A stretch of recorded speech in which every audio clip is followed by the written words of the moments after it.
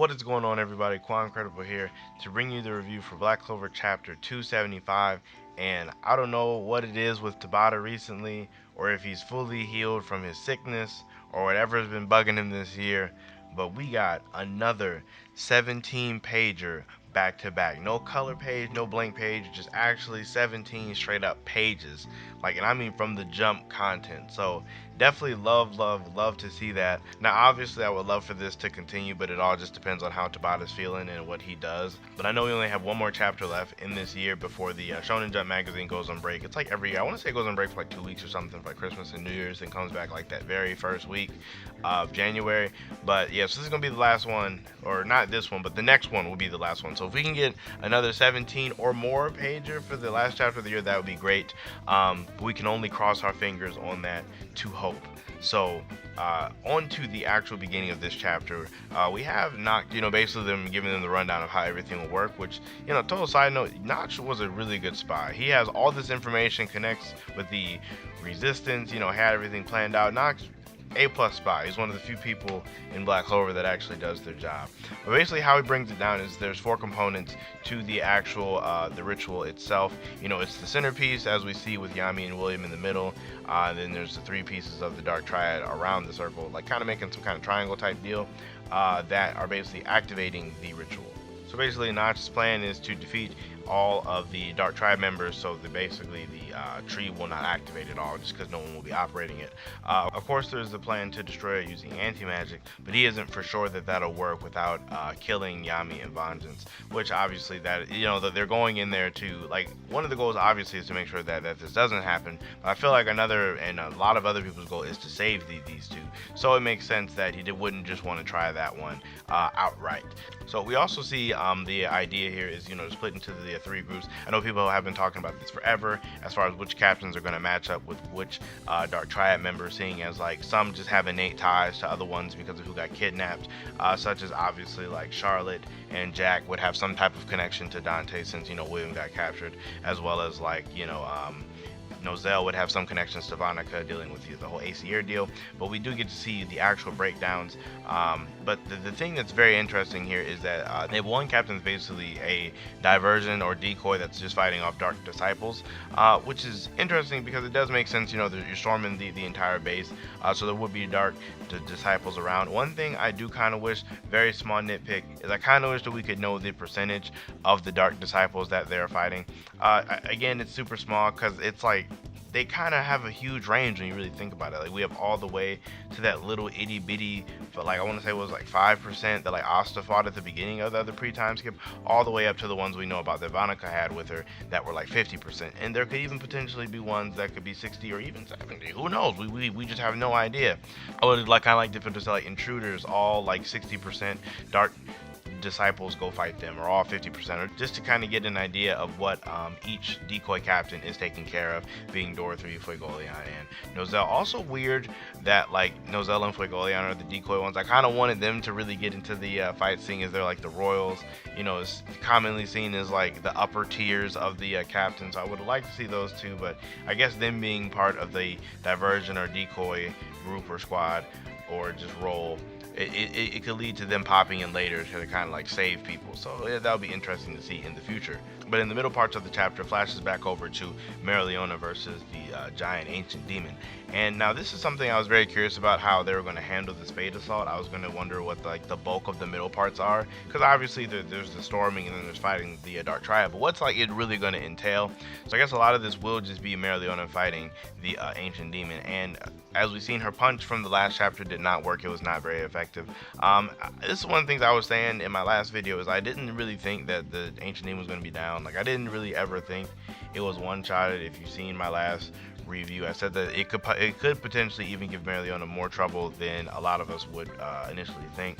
But that just kind of makes this entire fight that much better, because we get that little flashback with Mereoleona when she's thinking about when her magic didn't work on the otherworldly magic that Zagrid had out. And then I guess she was doing some crazy training, because we see in this flashback when Notch approaches her, she emerges from a lava waterfall, or a mana enhanced lava waterfall. I don't even know a lot of characters that can just tank just straight up lava just like outright. That's like crazy. Who knows how long she's even in there? But definitely Tabata having a lot of fun drawing Mereoleona in this chapter. I don't really need to say too much more on that one. And it's funny because Mereoleona's dialogue here was like a small point on Twitter when she didn't really care that Yami and Vangeance get captured, which definitely seems like a very Mereoleona thing, especially since she's not like officially a Magic Knight. For when it seems like she isn't really directly involved with the capital or with the Clover Kingdom all like that. Like, yeah, she's a citizen, but she doesn't really like deal with them all like that. So it is kind of interesting to see that her stance is really like as a matter of indifference and more just wanting to challenge herself. Because I mean, obviously, like the Fuegoleon situation was different because that directly involved her, seeing as it was her brother, and I imagine she cares somewhat about her family, be it however she decides to show it. But Yami and Vangeance are definitely a little bit different here. She was just more so wanting to test her own strength. And it's crazy because I guess from this training she has some type of new power up or transformation. And this is kind of the thing that I really wanted to see, is not necessarily everyone have to go through something like new, but people get stronger through the things that they've already been doing. So not necessarily like how, you know, all the Heart Kingdom people are most likely going to have some type of ultimate magic, or like, you know, Asta, you know, just after getting stronger is going to have a new he's getting like a devil union, and who knows what Yuno has. But like basically Mereoleona here gets powerful or more powerful through doing what she's already been doing, which is just bathing in natural mana and more than likely just training really, really hard. So we have her new form, Flame Magic, Hellfire Incarnate, which basically she turns into freaking Human Torch. Like she's looks like completely on fire. And it's crazy because one of the Spade Resistance people's they say something that we haven't even seen or heard in a very long time. It's like she has become mana itself, which is insane to see because the only other time this has been mentioned was way back in chapter 156. And it was Yuno who was talking about Lich, who said it was like he had made himself one with the ambient mana, meaning like he basically made himself one with the magic in the area or mana in the area, which is crazy to see that Mereoleona was to replicate something that, you know, Lich was able to do. And it's tough to say because this just goes back to the whole argument that, you know, a lot of people have been having around in the community.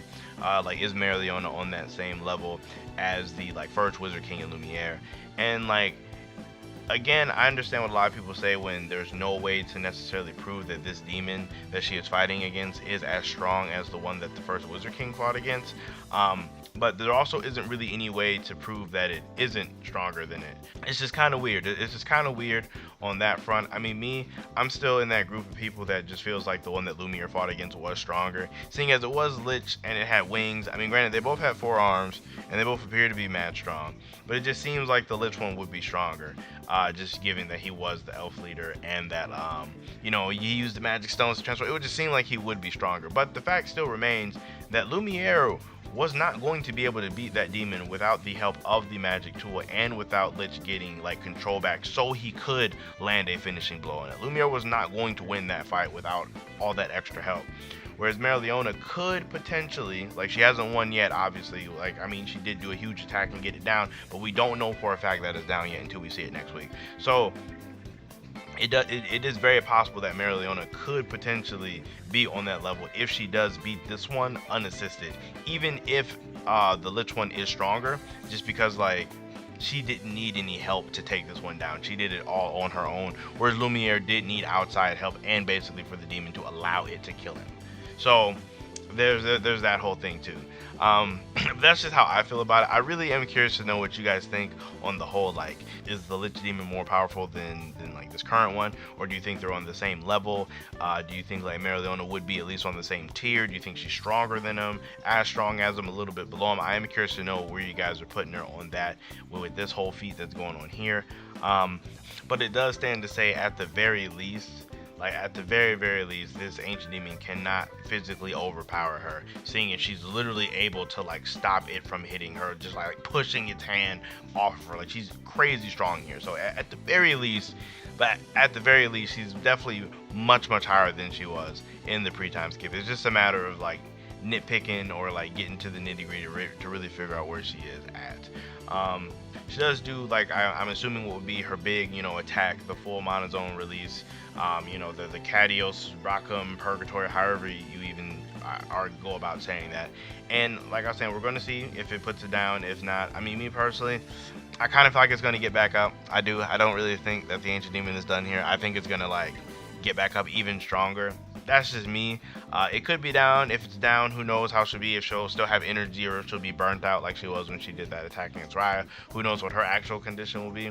But moving away from that, we get to the very end of the chapter where the Clover Kingdom Knights have made it. Like I was saying earlier, we do finally get to see the matchups, being Rill and Charlotte versus Vanica, Yuno and Langris versus Xenon, which is very interesting, and Jack and Notch versus Dante, which is also extremely interesting for real. So it's just very weird how these fights broke down. I do think that Tabata did this on purpose with like, well, obviously Tabata did it on purpose, but it's just so it feels really unfortunate for Rill and for Charlotte, seeing as Vanica's Decaying World spell does like nullify arrays that affect her, and it's like those two were the only captains that went to the Heart Kingdom to learn, you know, runes and arrays. So it's like Vanica and Megicula could potentially invalidate a lot of their training just because of how she naturally is. The whole Yuno and Langris fight with Xenon, I'm pretty sure everyone knew this was going to happen. It's not like anybody really called that, because it's like they both have connections to Vangeance. It would only make sense for those two to go after him. And I am glad that it is Jack and Notch versus Dante. And I am really happy about these two fighting against Dante, because there's lots of things that can really come from this that I want to see. The main thing is the whole relationship between like Jack, Notch, and Yami, like how Jack kind of knows Notch, but not really, seeing as like he's different. Like they had that interaction during the meeting, so hopefully through this fight or their fight, there could be more like in a flashback or through dialogue where they explain like what exactly is going on there. Also the thing with Jack versus Dante, like how is Jack's magic going to stack up against gravity magic? Like how is Jack going to be able to even fight? Like I'm assuming it's going to be because of something Notch is able to do, but it'll be very interesting. Also to see if confirmation if Jack is actually arcane or not. I know like myself as well as probably the majority of the community probably agree that he's arcane, but it's never been confirmed. It just seems like he would be. So I guess we'll definitely get to see confirmation on that, I'm sure, since Dante typically says it if somebody is. And as for my predictions, I actually think that Yuno and Langris are going to be the only like group to actually just flat out beat Xenon. I kind of think that Rill and Charlotte, as well as Notch and Jack, are going to lose to Dante and Vanica. For some reason, it just feels like Yuno is going to win, and those two are going to lose. I don't really have much to base it on.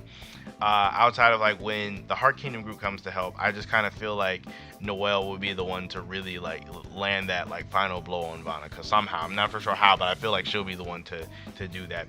As well as like I feel like Asta may be the one to finish off Dante, seeing as, you know, they have that connection there. That's just what I think as of right now. There is still the whole element of the two Diamond Generals that are just like lurking around.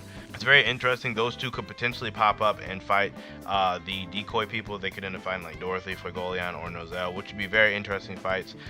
Even on the last Black Clover versus Everybody live stream, I was saying it's possible that Mars could still pop up too, seeing as, you know, it's all the kingdoms are in play right now. So even like I said, the Diamond Kingdom is definitely in play with Morris as well as those two other generals. So it would be interesting to see if Mars and Ladros were there.